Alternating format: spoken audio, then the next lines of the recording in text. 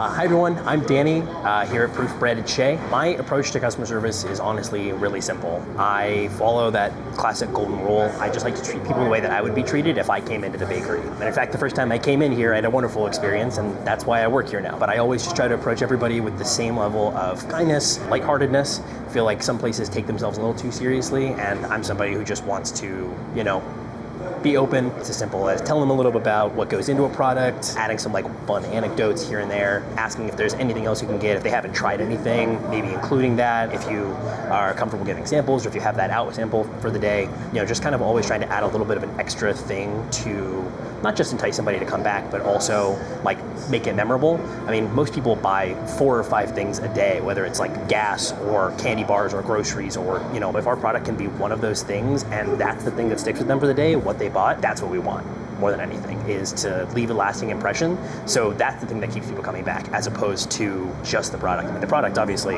that speaks for itself, but the way it's sold is also really important. Somebody came in and had a bad experience, they would be much less inclined, even if the food was good, to come back and share with their friends and bring their family when they come visit Arizona. So for me, it's always about just breaking down the kind of weird barriers that we've set for ourselves of customer and service person. Obviously, you still want to remain respectful, but for me, it's simply about being kind, treating people with empathy, and talking up a good product. It also helps when you're selling something that actually tastes good and that you feel confident in. I've seen the process from flour to sliced loaf going into somebody's mouth, and the whole process is really rewarding. That's how I kind of approach customer interactions from day to day, is kindness, empathy, and casualness. I always start off by greeting somebody, hey, and asking them how they are. How's it going today? Doing okay, long time no see. Just simple first day stuff makes all the difference in the world when somebody goes, well, I'm good, how are you? And actually wants to know. You were planning to go? Yeah. Well, that's why we're the superior.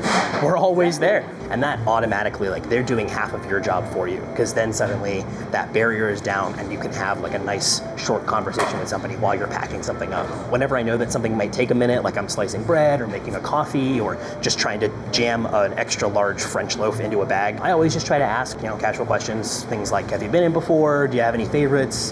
Have you tried anything new recently? And also just about themselves. What are they up to? If it's around the holidays, ask about any plans that they have.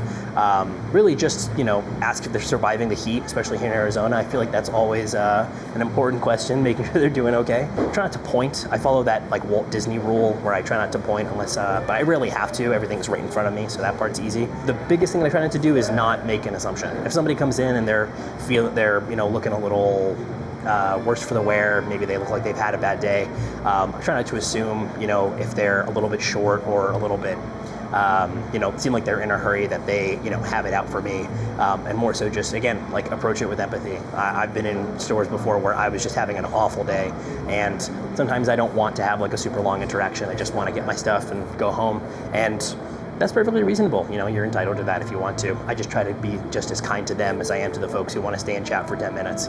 Either way, we're still selling bread.